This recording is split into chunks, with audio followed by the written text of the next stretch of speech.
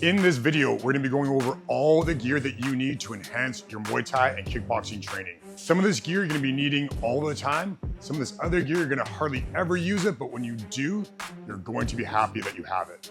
And some of the gear is just not really that necessary, but it's nice to have once in a while. So in a different video, I already went over the basics that you need when you first start. I will summarize it real quick. 16-ounce gloves, good shin guards, a pair of hand wraps that are about 180 inches long, give or take, depending on the size of your hands. That's basically all you really need to start. It is nice to have Muay Thai shorts. As long as your shorts don't have pockets or zippers, you should be good to go. Now in this video, we're gonna be going over all the extra stuff that you'll eventually want or need throughout your training. A lot of it's gonna be dependent on you and what your goals are. And a lot of it's gonna be dependent on where you're training as well. Now, the very first piece of gear that I would recommend after you get all the basics is a mouth guard. I train with my mouth guard all the time, even when I'm just doing pad work or bag work, because you never know when your training partner might make a mistake or you can misunderstand them, and then you end up getting cracked in the mouth. And it is much better to have a mouth guard and not need it than the other way around, because dentists are fucking expensive. And you can start off with the cheaper mouth guard, like a boil and bite. You get them off Amazon, or you can go to like a local sporting goods store. They're gonna be about 15 and 20 bucks. You boil them, you bite them down, they kind of seal around your teeth, and they more or less give you a good impression that will fit back in your mouth again. For some people, their mouths are a little too small and they start to kind of gag on the mouth guard. So you can always chop off the tips, the very end of it. That might help fit a little bit better. If you have the money or the time, I can't recommend a professionally made mouth guard enough. This is my number one buy. 150 bucks, 200 bucks, doesn't matter to me. This is one thing I will always splurge the money on because it is so useful to have a good mouth guard that as a coach, I can wear and I can still speak to my students, whoever I'm training. They can still understand me. I can breathe very easy with this in. I don't have to take it off every few seconds to try to explain something to someone. I can put this in and pretty much forget about it. Now, generally speaking, they're gonna be about 150 bucks, 200 bucks. But if you have the time to research, you can go find like a local dentist school, and their students will usually be learning how to make these things. And so if you have the time, you can usually go to one and get it done for like pretty cheap.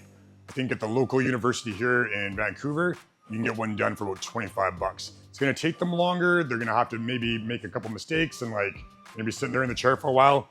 If you can't afford it financially, you can spend a little bit more time and get one made. I can't recommend these enough.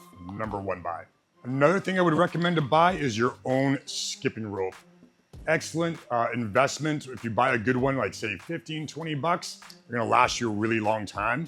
It is nice having your own skipping rope. There are many like it, but this one is mine. Most gyms will have skipping ropes already for you, but this is mine. It's set up exactly how I like it, to the exact length that I like. And it's always with me. It's really easy to store in my gym bag. You know, it doesn't take up a lot of space. So when I'm skipping, I don't have to worry about adjusting it each time I grab the rope. I can just grab it and go.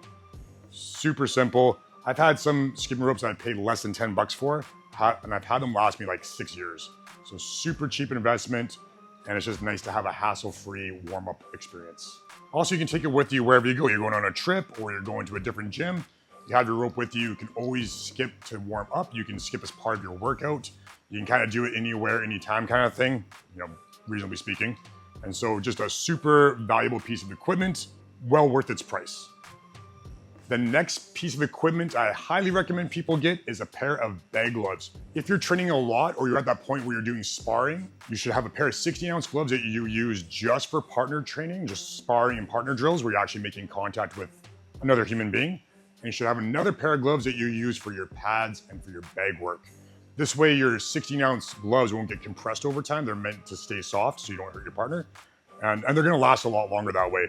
You can have a pair of gloves like this. These are just bag gloves. They're really small. They can fit in my backpack real easy. To be honest though, I do prefer, if I had to pick, I'd prefer 10-ounce gloves. Those are what you're gonna be using when you're competing, is 10-ounce gloves. You can use them for bag and pads, and you can use them while you're clinching too. And this will get, a lot of people when they start clinching, they get used to just having bare hands. And they put on the gloves and it's a little bit more awkward and certain things are harder to do. So it helps you get used to proper clinching. So if you ever compete, you're not gonna be able to take off your gloves just to clinch, right? You have to get used to wearing gloves. So if you're gonna compete, you need to train the way you're gonna compete. So if you're competing in 10-ounce gloves, get used to 10-ounce gloves. And since we're on the topic of equipment, now's a good time to tell you about X Marshall. Here you can go to get any of your Muay Thai or kickboxing or jiu-jitsu needs. They have some of the best gloves, they have shin guards, and they got probably the single best selection of shorts I've ever seen from any website. So if you're into silly fun stuff like SpongeBob SquarePants or leopard print or denim ones, you can get those. You can also get more serious like Viking Raider type shorts. They pretty much got something for everyone. They also have a pretty good selection of Muay Thai tank tops and t-shirts as well. And if you use code FIRSTSTRIKE, you get 20% off your purchase. All right, next up are elbow pads and knee pads. Personally, I've never used these in training. I tried using knee pads. They don't really seem to do much when you're clinching and throwing knees. They don't really take off a lot of the brunt of the knee. And I just prefer to do it the way I was trained, which is to use the inside of my thigh or to go really light, so good control. That being said, if you're newer and you're doing some harder sparring, maybe it's a good idea to get some good knee pads. Also, if you have any problems with your knees, it might prevent a little bit of impact on them. The only reason why I really recommend getting knee pads and elbow pads is if you're gonna be competing with them. So like I was saying previously, you want to train as close to how you're gonna compete. So if you're competing with elbow pads, you don't want the first time you put elbow pads on to be the day of the competition. You wanna be used to them. That way you know what it feels like. It's not unusual, it's not a foreign thing to you. You know how to make adjustments, you know if they're fitting you properly. You're just familiar with them and you're comfortable with them, because fighting is uncomfortable enough. You don't wanna make it any worse wearing equipment that doesn't fit right or doesn't feel right and takes your mind out of the game. That being said, if you are using elbow pads in training, you still need to be careful. You don't want to go full force. It's mainly to take away the ability to cut your partner. So it's still going to hurt if you go hard with them. So just keep that in mind. Be careful. They still hurt like hell. Now you might be wondering about headgear. I'm going to be doing a whole video just on headgear, so I'm not going to get into it right now. Long story short, I hate it. I tried to never use it, but sometimes you will need to. That video will be coming soon, so make sure you hit subscribe if you want to know more about that. All right, next up is anklets. Pretty self-explanatory. They go over your ankles and your foot. And when I first started, I was under the impression that these were gonna give me some compression and keep me from rolling my ankle. They sort of do a little bit. They kind of help a little bit, just kind of keep everything warm, especially here in Canada where it gets pretty cold. If you're training in the basement, the mats get really cold and your feet get really cold. So it is nice to have something like this that will kind of keep them warm, prevent them from rolling. Other than that, I've never really felt like they've done much for me, so I just kind of stopped using them. I know other people who swear by them though. They love having them on, they really feel that it helps. So to each their own, they're relatively inexpensive, anywhere from 10 to 20 bucks. They'll last you a pretty long time, so give it a shot, see if it's for you. One thing to keep in mind though, this material is not like your skin. It's gonna give a little bit more friction, so if someone catches your kick, you have one of these on, it's gonna be a little bit harder to slip your foot out. But there is a remedy for that, which we'll get into in the next part. All right, the next thing you want to consider having in your gym bag is some Vaseline. And I actually forgot mine at home. I forgot to put it in my bag. Story of my life, always forgetting Vaseline when I need it. It's nice to have a small tube for yourself, because when I used to train at a certain gym, whose name I will not mention, they just had a big community vat of Vaseline that everyone would share. It was disgusting. People all sweaty in between rounds, dipping their hands in there. The idea is you put the Vaseline on your head, your forehead, around your cheeks and your nose, and this helps prevent abrasions. So if you do get hit, you're less likely to get cut. If you have Velcro, it's less likely to scrape your skin.